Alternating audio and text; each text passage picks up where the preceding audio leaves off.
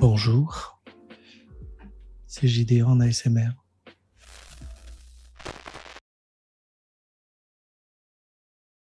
Je vous rappelle que l'objectif principal aujourd'hui, ça va être de peut-être regarder la vidéo, voir un petit peu les commentaires qui ont été faits dessus. Il y en a un qui m'a traité de sale gauchiste, ça m'a fait pleurer. Salut à tous! J'ai bien envie de vous expliquer comment le concept d'agent infectieux et d'épidémie a évolué au cours du temps. Ça vous va? Ça vous va. La période néolithique est donc la période privilégiée pour voir apparaître ces premières maladies infectieuses capables de générer des épidémies. La catastrophe néolithique, c'est vraiment passionnant parce que, en gros, ils expliquent que quand les gens se sont sédentarisés, c'est-à-dire lorsqu'on a commencé à avoir les premiers mecs qui se sédentarisent, on voit apparaître les premières civilisations à proprement parler, on a paradoxalement une chute démographique avec surtout une mortalité infantile qui est beaucoup plus marquée. Il y a vraiment un contact avec l'animal qui est très très important. D'ailleurs, les premières maisons, je crois que c'est en Anatolie, il y a toute une littérature sur des maisons entières, des villes entières qui sont faites en merde séchée. Et on est quand même bien plus exposé lorsqu'on vit dans un monde sédentaire d'agriculture et d'élevage où la proximité avec l'animal est très importante. C'est la manière qu'on a de vivre à l'époque, c'est-à-dire que pour chauffer ton domicile, concrètement, tu fais des briques en merde séchée, oui, mais surtout tu vis avec le bétail dans ta maison, parce que ça chauffe les animaux, oui. Au moins t'as chaud, tu meurs pas de froid et c'est quand même pas mal, quoi. Du coup, ouais, sur la diffusion épidémique, meumeux, quoi, sympa. La plupart des maladies sont des anthropozoonoses, c'est-à-dire des maladies qui passent de l'animal à l'humain. Oui, c'est-à-dire que le Covid, il n'y a rien d'extraordinaire là-dedans. On a fait la même chose. Oui, on n'a rien fait de nouveau. Il y a des mecs qui te disent que ouais, il y a une catastrophe démographique, d'autres qui disent que pas tant que ça. Donc voilà, c'est beaucoup plus contrasté de ce que j'ai lu. Que voilà, c'est vraiment la merde parce qu'il y a les épidémies. Je suis pas sûr que les épidémies créent un tel gouffre démographique. Je l'ai lu une fois et après sur d'autres textes, je l'ai beaucoup moins retrouvé.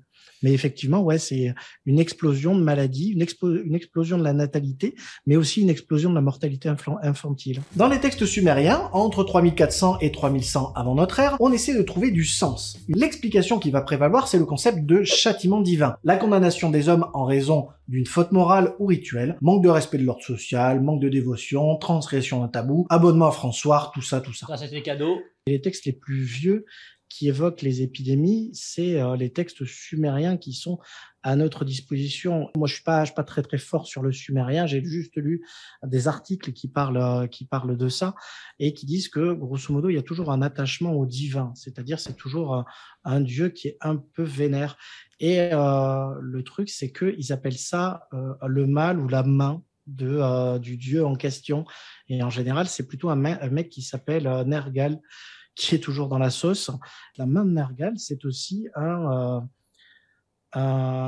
comique de Raon, ce qui fait que c'est beaucoup plus difficile de trouver des textes en lien avec la main de Nergal et tout ça, parce que tu tombes systématiquement sur du Raon dont on a pas grand-chose à foutre. C'est vraiment le gros de l'évolution du paradigme entre la médecine antique et la médecine hippocratique, c'est que Hippocrate n'en fait plus un châtiment divin, quoi. C'est vraiment c'est plus compliqué que ça. Si la cité est frappée par une épidémie, grosso modo, la situation, c'est qu'il y a des gens qui font de la merde un petit peu, qui sont pas trop bien sur le respect des cultes ou qui ont fait des trucs de basse moralité et c'est vraiment pas bien, quoi. L'intervention du sacré est omniprésente, en fait, dans les textes parce que c'est l'explication la plus plausible, la plus probable. Enfin, je veux dire, à l'époque, t'as aucune idée de comment ça pourrait se transmettre. Pourquoi est-ce qu'il y a une épidémie là, le vendredi 1er novembre et pas 3 mois avant? Eh ben, il faut donner une explication, il faut le rationaliser.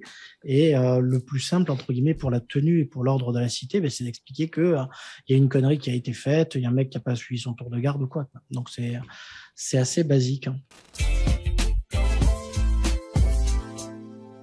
Il y a le pepsis, qui représente le concept de fermentation, celui qui transforme le raisin en vin, la farine en levain, le lait en fromage, et qui est associé à un concept de digestion, de maturation, et dont la connotation est positive. Et il y a le sepsis, qui désigne une transformation plutôt négative de la matière qu'on qualifierait chez nous de putréfaction. Sachez que le sepsis est un terme qui est toujours utilisé actuellement. Autant le pepsis on l'utilise pas, mais le sepsis on l'utilise toujours. On utilise le pepsis, gars.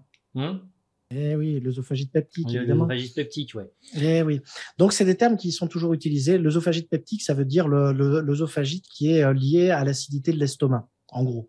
Sepsis, c'est quand on parle d'une infection généralisée, c'est-à-dire que vous avez, en gros, on parle de sepsis, de septicémie, lorsqu'on parle de microbes qui circulent dans le sang. Sepsis et septicémie, c'est pas la même chose. C'est un des C'est pas épisodes la que je veux faire, c'est les différents états du Je choc. simplifie, je suis vulgarisateur, je simplifie. Donc oui, le sepsis, ça revient à, en gros, infection Ouais. et septicémie, ça revient à bactéries qui circulent dans le sang. Et c'est pas exactement la même chose. Quand on dit le mec a un sepsis, on dit ouais, bof. Quand on dit le mec a une septicémie, normalement, ça va mal se passer. De base, entre guillemets, cette période, ce truc-là, il paraît un petit peu au hasard, mais en fait, les états de la matière, c'est un texte qui a été fait par Aristote. C'est-à-dire que dans mais il est très bien, Aristote. Bien D'ailleurs, je sûr. l'ai pas bâché. Tout le monde croit que je le bâche, Ouais. mais en fait, surtout Bruce, pas, si quoi. tu nous entends. Ces concepts-là, j'en parle beaucoup parce que les états de la matière, ça va vraiment être une détermination importante dans la théorie des miasmes, déjà, qui est vraiment une théorie centrale. Hein, ça va tenir pendant 20 siècles, le machin. C'est vraiment à Pasteur où on arrête de dire, franchement, c'est les odeurs pourries qui créent les infections, quoi. À Pasteur. Pasteur, c'est pas vieux. Pasteur, il y a des photos. Et il y a encore des gens qui pensent que la théorie pasteurienne est une fraude qu'il avait admis lui-même sur son lit de mort que tout ce qu'il avait dit était des conneries. Je veux dire, il faut arrêter.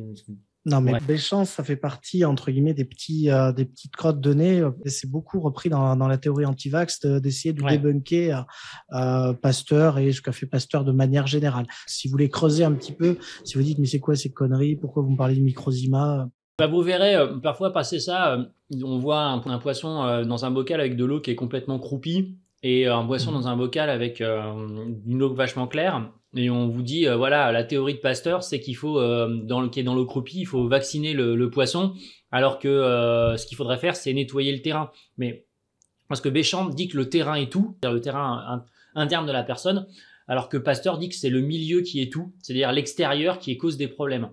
C'est deux oppositions de principe, et le problème, c'est qu'il y a encore des gens un siècle plus tard qui pensent que Mais ça c'est pas ça, non. C'est juste que c'est des complotistes, hein, et ça fait partie la théorie de la- Béchamp, à l'époque, elle avait du sens. ça fait partie de la controverse. C'est un des tenants de la génération spontanée.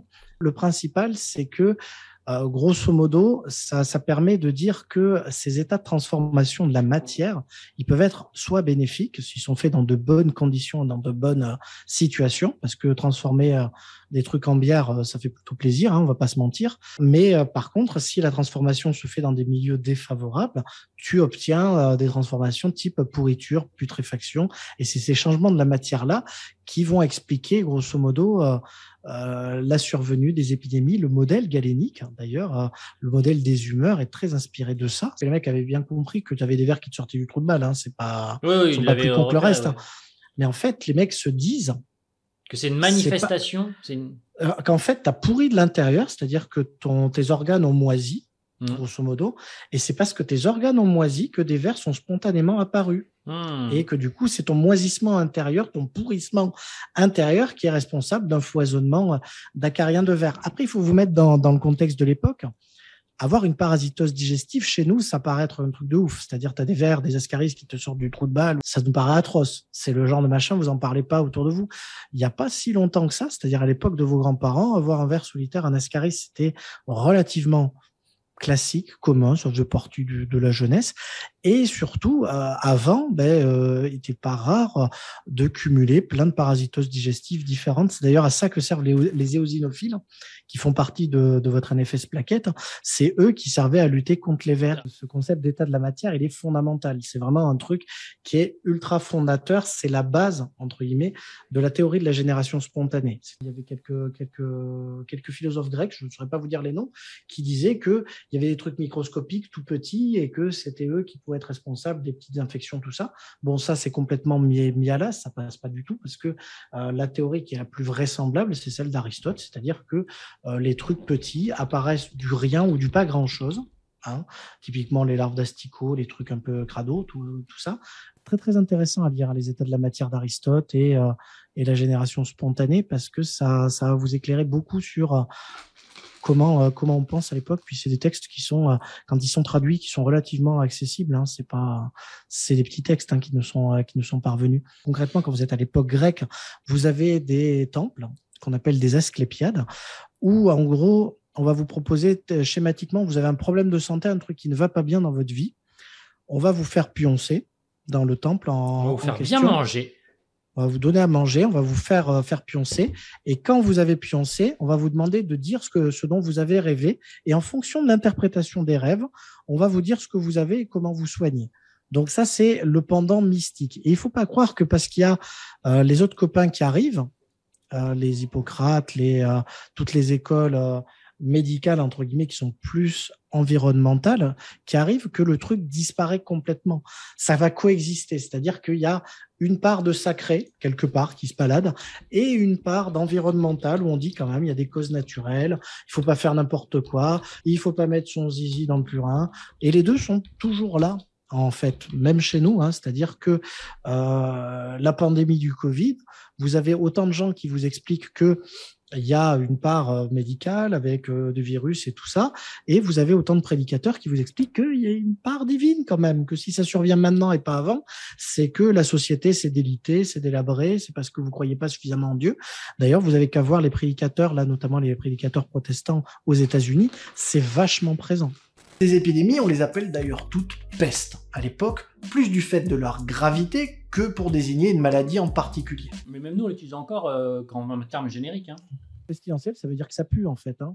Évidemment, entre guillemets, quand on parle de la peste d'Athènes, de la peste du Cyclide, de tout un tas de choses, ça peut revêtir des pestes noires. Hein. Il y a des vraies pestes buboniques, entre guillemets, qui relèvent de ça.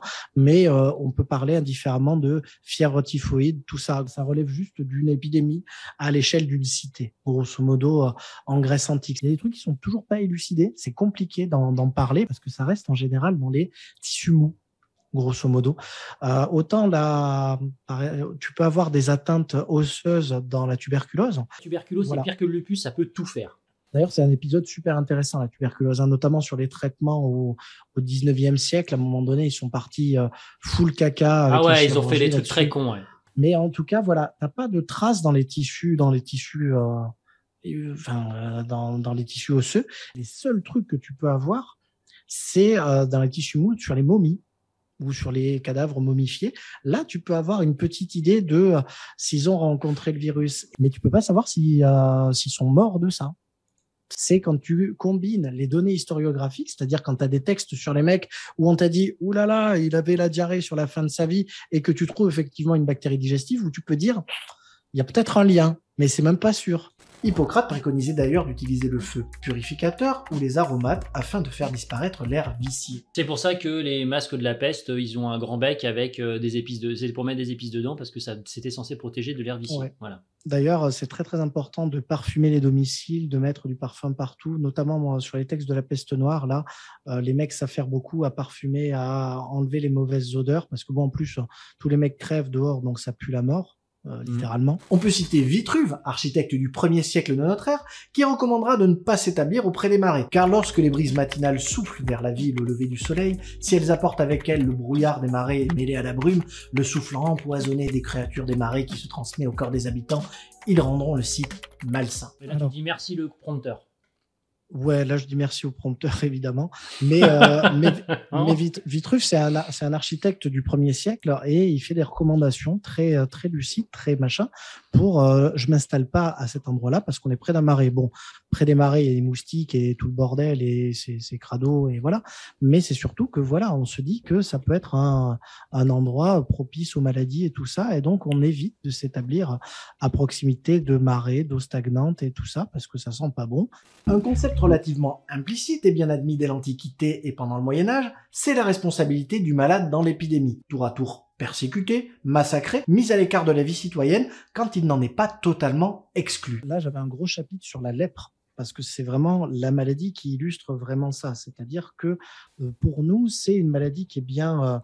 c'est une maladie infectieuse qui se transmet pas si facilement que ça. Il faut avoir un contact étroit avec la personne, mais surtout, lèpre, à cette époque-là, ça définit tout un panel d'affections dermatologiques, qui ne sont pas forcément infectieuses, mais qui sont visibles et qui sont très visibles. Je pense que si tu avais du psoriasis à l'époque, ça pouvait être relevé du truc lèpre, quoi, grosso modo. Et les lépreux, ils sont ostracisés, c'est-à-dire qu'on leur dit il faut vivre en dehors de la société. Au début, de manière pas très structurée, c'est-à-dire qu'ils sont dans des grottes à part, et de plus en plus, on va les prendre en charge, s'occuper d'eux, notamment chez les chrétiens, on va mettre en place des léproseries qui vont être financées par le culte. Et de manière générale, tout ce qui sera de foi différente, hérétique ou étranger à la communauté frappée par une épidémie, pourra bénéficier d'un sort similaire. Lorsqu'une épidémie survient dans la cité, les gens que tu vires en premier, c'est les hérétiques, les juifs. S'il n'a pas la même foi que toi, et si en plus il est hérétique, protestant, fratricelle ou je ne sais pas quoi, on n'aime pas ça et on considère que c'est la présence des hérétiques qui est responsable. Et si tu as un étranger, un mec qui ne parle pas trop la langue, et étranger, ça relève des trucs relativement nombreux. C'est-à-dire que en France du Moyen-Âge, un mec qui est occitan dans le nord de la France, il peut être viré à coup de pompe dans le cul. Hein. Et grosso modo, quand tu as une épidémie qui survient, même si tu n'es pas sûr que les gens soient contagieux, le fait qu'ils n'aient pas la même moralité fait que tu te recroquevilles un petit peu sur toi. Déjà parce que tu vas manquer un peu de bouffe et un peu de plein de trucs. Tu te recroquevilles sur toi et tu commences à détester l'étranger que tu qualifies un peu comme fautif et tout ça. C'est surtout entre le 9e et le 14e siècle qu'on établit le concept de contagion, et que des médecins comme Rhazès, Avicenne ou Ibn Khatib mettent en place des mesures de prévention pour limiter la propagation des maladies infectieuses. Très très important, hein. La médecine arabe sur le début du Moyen-Âge, c'est le top of the pop. Et il ne faut pas croire que ce soit très déconnecté de la médecine grecque, pas du tout. C'est que les Grecs, en gros, à l'époque, ils prennent un coup de pied au cul. Les Grecs qui vont se barrer dans l'Empire perse. Donc, tu as toute la philosophie grecque qui va infuser dans l'Empire perse, et de cet Empire perse, tu vas avoir cette pensée qui va se rediriger vers les empires arabes qui sont en pleine expansion à l'époque. Hein. Cette pensée hippocratique, galénique et tout ça, ces vieux textes, ils sont énormément valorisés à ce moment-là, ils sont traduits et on s'inspire beaucoup de ça. Donc, pensez pas que la médecine arabe, elle est particulièrement développée parce qu'elle était loin de ces trucs hippocratiques, tout ça. C'est justement parce qu'elle est très proche de ça et que à l'époque, début Moyen-Âge, en Europe occidentale, c'est un peu les bouseux et c'est un peu la religion qui a repris la main là-dessus et qui dit que tous les trucs des païens, là, des Aristote, des Galiens, des machins, c'est un peu de la bouse. C'est là, à ce moment-là où ça se perd. Il y a les textes grecs qui ont été transmis par les Perses, qui ont conservé ces textes-là pendant très longtemps, jusqu'à ce qu'ils soient retraduits dans l'autre sens, en latin, puis repassés dans le catholicisme. Mais pendant toute la période où c'était au niveau perse, ils ont été enrichis de toute la culture de la médecine arabo-musulmane, et aussi de toute la médecine qu'ils arrivaient à récupérer de l'autre côté du désert de Gobi, qui venait de la route de la soie. Donc il y a pas mal de trucs qui viennent de là-bas, certains traités indiens ou certains traités d'Asie, d'Extrême-Orient. Et donc la médecine qu'on dit occidentale, ça n'a aucun sens. Avicenne en lui-même, il est très très marqué par l'école aristotélicienne. Hein. Bien sûr. Vraiment, il se revendique de ça et dans tous ses textes, il revient. Le canon d'Avicenne, c'est vraiment le canon d'Avicenne, c'est un très très grand texte sur la médecine qui est fait par ce type, qui est un truc extraordinaire, c'est vraiment énorme. Et en général, il faut comprendre que les textes des penseurs, Hippocrate, Galien et tout ça, c'est quelques pages, hein, c'est une quarantaine de pages à tout casser, c'est pas des trucs énormes. Le canon d'Avicenne, c'est énorme, c'est juste gigantesque. À la base, je crois qu'il vient de ce qu'on appelle aujourd'hui l'Ouzbékistan, c'est-à-dire de l'empire samanide. Tu vois, il vient de Boukhara et qu'ensuite il va se rapprocher un peu de l'Iran sur la fin de sa vie et il va avoir des réflexions qui sont fascinantes sur la contagion, aussi sur l'angiologie, et comme il est un mec de son temps, il a une vision très globale, c'est-à-dire qu'il ne faut pas comprendre le médecin comme étant médecin quoi. C'est le médecin, il est un peu philosophe, il a des idées sur la vie et il va faire aussi des textes qui vont être très repris sur l'immortalité de l'âme. Et donc voilà, enfin c'est Avicenne, c'est The Big Boss. Et d'ailleurs, c'est rigolo parce que le type s'appelle pas Avicenne. Le type s'appelle Ibn Sinaï ou quelque chose comme ça. Ce qu'on fait, c'est qu'on récupère les textes de ces mecs-là dans les universités de Bologne, dans les universités de médecine qu'on va développer en Europe occidentale. Et on va se dire, c'est bien ce qu'il fait le type, il est un peu musulman quand même. Donc, on va lui inventer une espèce de vie rêvée où le type est musulman, hein, il est arabo-persique, tout ce que tu veux, mais à la fin, il se convertit.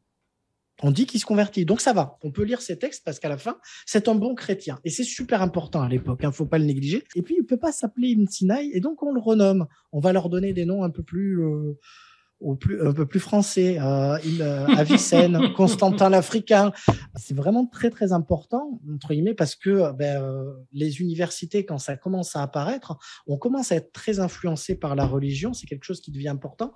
Et c'est quand même bien que les mecs dont on s'inspire et dont on prend les textes, ils soient pas trop musulmans. À la rigueur, qu'ils soient basanés, on en a rien à foutre. C'est quand même ultra bien et c'est quand même ultra traduit, mais il fallait quand même le faire rentrer un peu forceps dans les universités en lui inventant des trucs comme ça, quoi.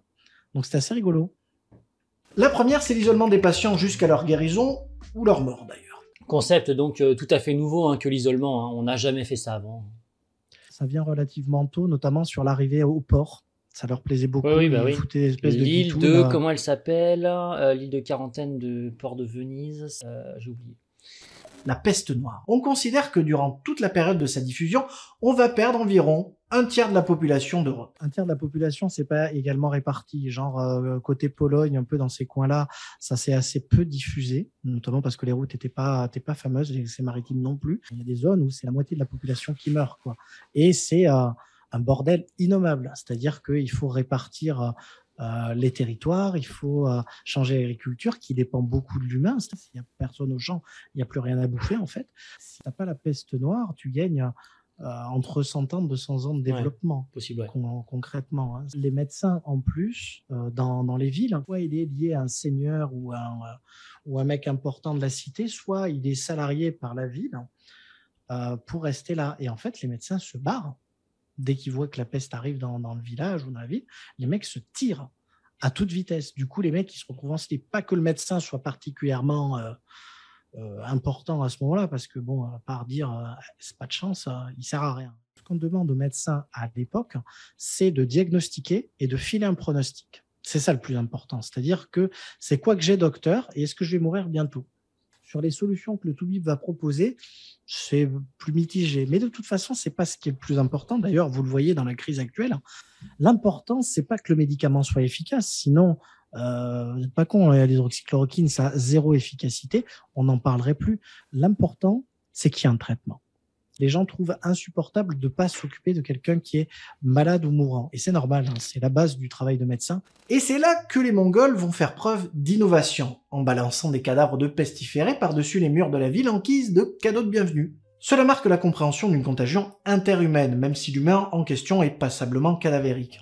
L'important, c'est pas de dire que les Mongols ont transmis la peste au travers des catapultages de pestiférés, parce que ça, c'est pas très sûr. En fait, on n'en est pas persuadé que ce soit le moyen de contamination principal.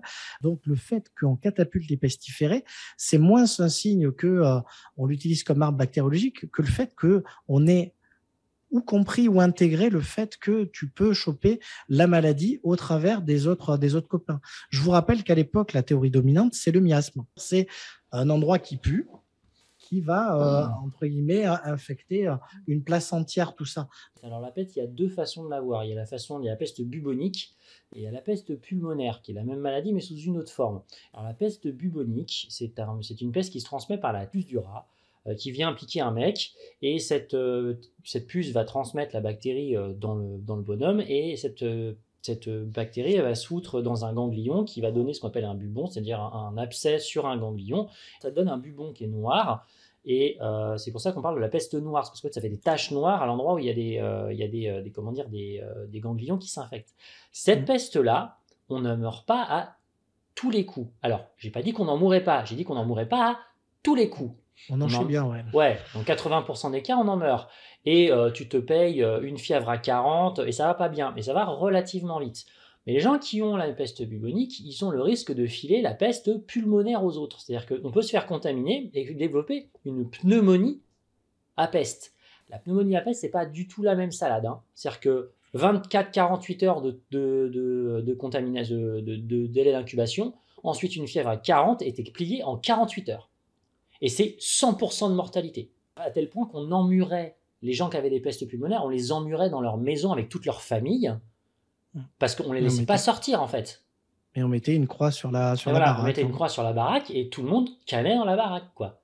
La peste, ça se soigne très très bien. Ah, mais avec ultra les facilement. C'est une des bactéries les plus faciles à soigner. Je crois que la mox, ça marche, quoi. Maintenant, la peste, c'est réglé en 3 minutes, quoi. Il n'y a pas beaucoup de risques. C'est un comptoir commercial, un CAFA pour comprendre. Et en fait, les mecs se barrent et tout ce que ça détermine, en fait, c'est l'efficacité des routes commerciales à cette époque-là. Et finalement, ça se diffuse relativement vite et relativement facilement. Et comme on ne savait pas que ça venait des rats ou pas directement, et c'est pour ça que les gens ils mouraient pas tous sur les bateaux parce qu'il fallait être contaminé par les puces des rats. Et puis surtout quand ils arrivaient sur les ports, c'est les rats qui se barraient et qui contaminaient d'autres gens. Le rat, c'est le pigeon de l'époque, quoi. Imagine. Franchement, si tu as une maladie qui est transmise par le pigeon, je crois qu'on est tous morts. Hein. Et là, vous voyez la resurvenue du sacré à ce moment-là. Ils font des grandes processions avec des flagellants, ils font des prières publiques, ils parlent de châtiment divin. Alors qu'on a évolué sur ces trucs-là, on sait qu'il y a une cause naturelle, machin, qu'on parle de miasme et tout, mais le divin resurvient à ce moment-là parce que la catastrophe, elle est immense, quoi. D'ailleurs, il y a énormément d'art, de trucs comme ça qui sont très liés à tout ça, avec l'omniprésence de la mort. Ouais. Tu vois un changement radical des contenus artistiques et tout ça. C'est assez intéressant à regarder, ça, en tout cas. Je dis que la peste, elle va survenir de manière endémique pendant tout le Moyen-Âge. C'est beaucoup plus loin que ça. Ouais, plus loin que ça. La peste de Marseille, c'est plus tard, je crois, encore. C'est 1720. C'est 18e siècle. La dernière peste d'ampleur et vraiment avec des conséquences vénères, hein. La peste de Marseille, c'est chaud, hein. Il y a un truc, il y a un tableau que j'avais utilisé. Je vois des macabées partout, c'est abominable, quoi. La peste de Marseille, si je reprends, 30 000 à 40 000 décès sur 80 000 habitants. Donc ouais, 1720, quoi, c'est vénère. C'est en 1492 qu'un certain Christophe Colomb va ramener des Amériques avec ses hommes une maladie sympathique, appelée syphilis. Cela va créer un émoi considérable parce que contrairement à l'ensemble des maladies décrites par Hippocrate ou Galien, celle-là, on ne la connaît pas. On revient là-dessus, c'est une simplification, ça. C'est une simplification parce qu'il y a plusieurs théories qui coexistent. La première, c'est une tréponématose entre la syphilis, c'est-à-dire c'est un tout petit bacille qui ne se voit pas si facilement au microscope optique. Et en fait, il y a plusieurs hypothèses. Une hypothèse colombienne, c'est-à-dire que c'est quand même un peu bizarre que ce soit en 1494 qu'on ait les premières épidémies qui surviennent avec le mal de Naples. C'est une autre tréponématose qui aurait évolué un petit peu différemment, sous des climats différents et sous un contexte un petit peu différent. Notamment, on parle du pian, je crois, et il y a des hypothèses un peu hybrides où on dit que oui, mais la syphilis existait de manière endémique, mais elle ressurvient à ce moment-là. Ils en parlaient un petit peu dans les textes galéniques et voilà. Mais c'est un truc qui pose vraiment problème parce que c'est pas si évident que ça dans les textes de Galien et les contemporains en fait sont un peu submergés par le bordel. Ils savent pas d'où ça vient. Par contre, ils établissent un truc assez vite, c'est que comme le chancre, c'est-à-dire le chancre d'inoculation apparaît sur le sgeg, on établit assez vite que c'est une maladie sexuellement transmissible. Ouais, alors, sauf qu'il faut pas, elle n'est pas transmissible uniquement par voie sexuelle. Donc, il y a des formes qui sont secondaires ou tertiaires avec des taches cutanées qu'on appelle des syphilides, qui sont extrêmement contagieuses et donc on peut l'attraper par simple contact. Donc, si ça se trouve, c'est juste un simple contact avec les populations autochtones qui leur ont permis de transmettre cette maladie. Et ensuite transmis de manière sexuelle. Et ça fait partie, parce que j'en ai eu un de commentaires qui m'a engrainé en disant que j'étais un salaud, parce que voilà, il y a quand même eu beaucoup plus de maladies qui ont été exportées de l'ancien continent vers le nouveau continent. La syphilis, ça fout le bordel chez nous. Tout ce qui est rougeole, grippe, variole, tout ça, de leur côté, ça a juste exterminé les civilisations. Bon, après, ils leur ont mis sur la gueule aussi. Mais concrètement, ça leur a pas fait facile, entre guillemets, Et en fait, il s'est passé exactement la même chose des deux côtés. C'est-à-dire que comme on a deux populations qui ont évolué de manière assez différente pendant plusieurs années, plusieurs siècles, voire plusieurs millénaires, ils n'ont pas été exposés aux mêmes germes. Ce qui fait que quand la syphilis est arrivée en Europe, ça a fait des milliers de morts. Mais au bout d'un moment, il y a eu un phénomène d'habituation, en fait, au fur et à mesure du temps. Le germe s'est atténué, puis ceux qui résistaient ont survécu, ceux qui n'ont pas résisté, ils sont morts. C'est rigolo pour la syphilis parce que la maladie, elle va évoluer dans le temps. C'est-à-dire qu'au début, c'est une maladie qui tue très vite, vraiment qui est très mortelle, qui fait très très peur, initialement. Et on va voir la maladie évoluer, se chroniciser, c'est-à-dire apparaître sous une forme un peu plus douce, un peu plus light, où tu survis plus longtemps, avec des formes tertiaires qui se prolongent, voilà. Mais initialement, c'est une maladie qui était mortelle en quelques jours, quelques semaines. Et là, tu vas avoir une évolution de la pathologie, du pathogène, probablement sur des mutations diverses et variées, peut-être sur une immunisation de la population, mais ça, c'est difficile à dire, qui fait que l'hôte va survivre un peu plus longtemps. Ce qui est favorable, entre guillemets, pour le micro-organisme, parce qu'il survit plus longtemps, il se diffuse plus facilement. N'oubliez pas que l'objectif d'un micro-organisme, c'est pas de tuer son hôte à la base, c'est de pouvoir s'y développer, de pouvoir se transmettre. Donc concrètement, il n'est pas impossible qu'il y ait une forme un peu atténuée qui ait pris le dessus, un peu comme un variant Delta, mais plus sympa, entre guillemets, de la syphilis, qui fait que la maladie est devenue moins mortelle. Et d'ailleurs, dans les textes, les mecs qui disent ça devient moins mortel, normalement, dans quelques années, ça va disparaître. Non. Lol, non. En 1546, un médecin italien appelé Girolamo Fracastor décrit le rôle du chancre syphilitique dans la transmission de la maladie. Il suspecte la présence dans le chancre de semences vivantes qu'il appellera alors virus. Alors, virus, ça veut dire poison en grec ancien, et grosso modo, tous les micro-organismes, de manière générale, jusqu'à ce qu'on ait du microscope et des trucs comme ça s'appelle virus. Donc, dans tous les textes que vous allez pouvoir lire, ils vont vous parler de virus, pour évoquer tour à tour des champignons, des bactéries, des bacilles, n'importe quel germe. Le virus, grosso modo, ça veut dire micro-organisme. C'est pour ça que c'est compliqué de parler de classification à cette époque-là parce qu'elle est juste pas établie du tout, en fait. C'est juste le concept de virus, de bactéries, c'est trop loin. Donc, on reste vraiment sur le micro-organisme, le virus. Et l'hypothèse de Girolamo Fracastor sera la bonne, c'est-à-dire qu'il y a effectivement un petit truc à l'intérieur du chancre. Je vous rappelle que le chancre syphilitique, il est très, très, très... il est gavé de tréponèmes, donc il est très, très... très contagieux, donc il ne faut pas toucher ça, ni le gratouiller, ni le chatouiller, si vous en voyez un.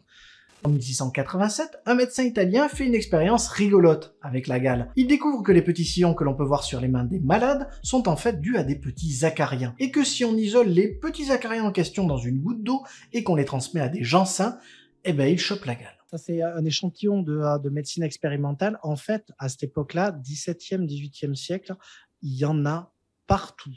C'est-à-dire, j'ai des textes de partout sur des mecs qui tentent de s'inoculer des trucs, qui essaient de se filer des machins dégueulasses. Enfin, à un moment donné, j'ai une littérature très, très abondante d'un type, par exemple, qui a pris du pus de gonorrhéique et qui se l'est inoculé. Il se l'est mis dans son propre zizi pour voir ce qui se passait.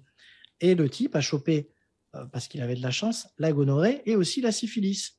Et du coup, il y a des grands textes où il dit « Ah ben, j'ai fait ça avec un mec qui avait la gonorrhée, et du coup, j'ai chopé à la fois la gonorrhée et la syphilis, donc c'est la même maladie. » Ce qui est faux. Le dernier qui s'est inoculé une maladie pour le LOL, il a eu un prix Nobel.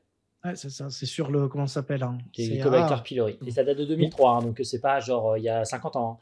Ambroise Paré, il a fait une expérience aussi un peu rigolote, c'est-à-dire qu'il y a eu une grande controverse autour de la corne de licorne. Donc, en gros, on disait que la corne de licorne, c'était le meilleur antiseptique de la Terre, que c'était trop bien, c'était trop cool parce que le roi, il en avait une, et la corne de licorne, ça soigne tout, c'est extraordinaire et machin. Le problème, et vous vous en doutez, c'est que la licorne, ça n'existe pas. Bon, à l'époque, c'était un peu loin de tout ça, c'est-à-dire que si on t'explique ce que c'est une girafe, tu n'y crois pas forcément. Donc, un cheval avec une corne, c'est jouable, tu vois, c'est possible. Oui, c'est pas complètement délirant, ouais. Quand on te dit on a une girafe, putain, j'ai vu un truc, c'était tout jaune avec un énorme cou comme ça, et il y avait deux poètes comme ça, et ça mange les arbres, les feuilles dans les arbres. Tout le monde se fout de ta gueule. Donc, voilà. Et du coup, Ambroise Paré, il arrive et il dit, ça sert à rien la corne de licorne, les gars. Et tout le monde lui dit et que non, et qu'en plus le roi il en prend, et que le roi il est quand même super intelligent, donc et que non, et que non, et que non. Donc ce qu'il fait, c'est qu'il file du poison à un condamné à mort, poison, mais un poison vénère, hein, c'est-à-dire un truc comaque, et il lui file de la poudre de corne de licorne. Et il regarde le mec mourir, s'étouffer, crever comme un caca, là devant lui, et il fait « Ah là !» Bon, le mec était condamné à mort, probablement qu'il avait fait, mais ça, c'était un truc sur la médecine Renaissance, fin médiévale, là, ils adorent, ils font des tas d'expériences dégueulasses comme ça. Moi, je trouve ça abject, hein. Après, j'ai toujours des commentaires qui disent « Oui, mais les condamnés à mort, blabliblou, on peut faire ce genre de trucs parce qu'ils sont vraiment très méchants. » Non. Ne faites pas ça chez vous, c'est quand même pas sympa. La teigne en 1839, la candidose en 1841, ou encore le pityriasis versicolore en 1846. Malassezia furfure. Le pityriasis versicolore est donné par le Malassezia furfure, c'est le genre de machin que j'ai appris en deuxième année de médecine, pareil. et ça a jamais sorti mon cerveau, alors que ça ne me sert strictement à rien. Mais Malassezia furfure, ça se retient bien, je trouve. On commence à supposer des liens de cause à effet entre la présence de ces micro-organismes et les lésions d'organes caractéristiques de maladies observées lors des dissections. Lorsqu'on arrive vers ce 18e, 19e siècle, on dissèque pour faire ce qu'on appelle de la dissection pathologique. C'est-à-dire qu'il y a un mec qui est mort, il y a quelque chose qui a changé dans son corps, je veux savoir ce que c'est. Genre, le mec est mort d'une hépatite, je veux voir la gueule de son foie. Une meuf est morte de la fièvre puerpérale. On ouvre, on regarde, entre guillemets, l'atteinte au niveau de l'utérus, des vagins, on regarde les lésions et on dit, ben voilà, la lésion, elle est causée par tel truc, tel machin, tout ça. Et c'est d'ailleurs le principe de l'épisode de Semmelweis, c'est qu'en gros, c'est parce qu'ils vont aller farfouiller baigner, entre guillemets, dans tout ce foisonnement de bactéries qu'ils vont après transmettre en faisant des touchés vaginaux à l'ensemble de la salle d'accouchement, ce que ne fait pas le côté géré par les sages-femmes. On va vraiment disséquer à foison parce que ça va apporter des informations supplémentaires sur de l'anatomie pathologique. C'est pour ça qu'on dissèque beaucoup plus à cette époque-là que ce qu'on fait au début du Moyen-Âge. Et pas pour des tabous religieux ou particulièrement pour ça. C'est juste que on a évolué à ce niveau-là. Et en l'espace de 20 ans, on va découvrir la plupart des germes en cause dans les maladies de l'époque. La lèpre, le charbon, le choléra, la tuberculose, la gonorrhée, la peste, la méningite, le paludisme. J'avais très envie de vous mettre le générique de Pokémon avec Attrapez-les tous, mais je me suis retenu. Et c'est con, parce que dans la définition de la maladie infectieuse, il faut trouver un agent infectieux systématiquement chez chaque malade. Sinon, ça marche pas. Ton modèle de la maladie infectieuse fonctionne, mais avec Pasteur et Koch en Allemagne, tu découvres toutes les bactéries en fait. Et donc, tu commences à te dire, waouh, mais en fait, les maladies infectieuses, c'est des bactéries, c'est trop cool, machin. Et puis, ça rate une dizaine de trucs, et pas des petits trucs, hein. La rage, c'est important. La variole aussi. Donc quoi? Est-ce que ces maladies, elles ont juste l'air infectieuses, mais elles le sont pas? Est-ce qu'on est toujours un peu sur du miasme? C'est-à-dire, est-ce qu'on est sur une contamination environnementale? Ce qui est pas complètement con, hein. Il y a des tas de trucs qui sont des contaminations environnementales qui peuvent toucher tout un quartier, mais c'est vraiment avec l'essor de la vaccination que tu commences à te dire, ouais, si j'arrive à atténuer le truc, c'est qu'il y a un processus infectieux, il y a un organisme vivant. Et donc là, on revient sur la bonne vieille distinction. Est-ce qu'on trouve une solution législative ou une solution ontologique au problème? Je rappelle, hein, la solution législative, c'est que la règle ne fonctionne pas, donc on trouve une nouvelle règle, on trouve une nouvelle loi. Et la solution ontologique, c'est que dans la solution qu'on a, il y a quelque chose qu'on ne connaît pas et on essaie de trouver ce quelque chose pour faire fonctionner la loi malgré tout.